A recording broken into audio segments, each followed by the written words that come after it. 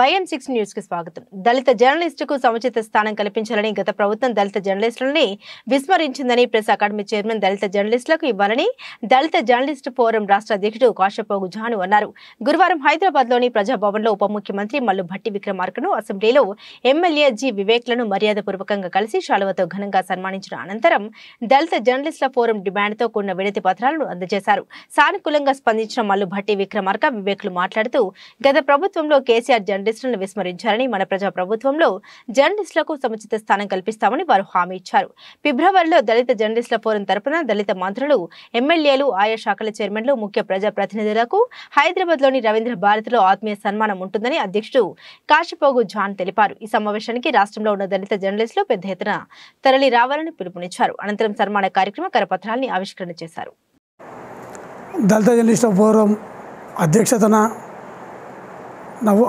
ఫిబ్రవరి 20-20 తారీఖులలో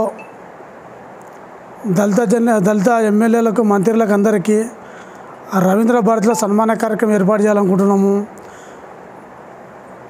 తెలంగాణ రాష్ట్రంలో కొత్తగా ఏర్పడిన కాంగ్రెస్ పార్టీ ఎమ్మెల్యేలకు, దళిత ఎమ్మెల్యేలకు అందరికీ సన్మాన కార్యక్రమం దళిత జర్నలిస్టుల ఫోరం అధ్యక్షతన సన్మాన కార్యక్రమం ఏర్పాటు చేయాలని కోరుకుంటున్నాము.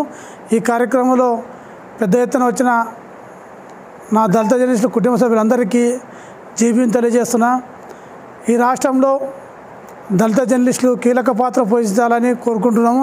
అదేవిధంగా తెలంగాణ రాష్ట్రంలో ప్రెస్ అకాడమీ చైర్మన్ దళిత జర్నలిస్టులు కల్పించాలి. ప్రభుత్వం మీద ఒత్తిడి చేస్తాము. రాబోయే కాలాల్లో ఇది దళితుల కాంగ్రెస్ పార్టీ, ఆ పార్టీలో దళిత జర్నలిస్టులకు ప్రత్యేక స్థానం కల్పించాలని కోరుకుంటున్నాం. రేవంత్ రెడ్డిని, అదేవిధంగా భట్టి విక్రమార్కని, దళిత మంత్రులు, ఎమ్మెల్యే అందరూ కోరుకుంటున్నాము. ఈ సన్మాన కార్యక్రమానికి అందరూ హాజరు కావాలని కోరుకుంటున్నాము. ఇదే రీతిగా రాష్ట్రంలో ఉన్న ప్రతి దళిత జర్నలిస్టు అందరూ హాజరు కావాలని కోరుకుంటున్నాం.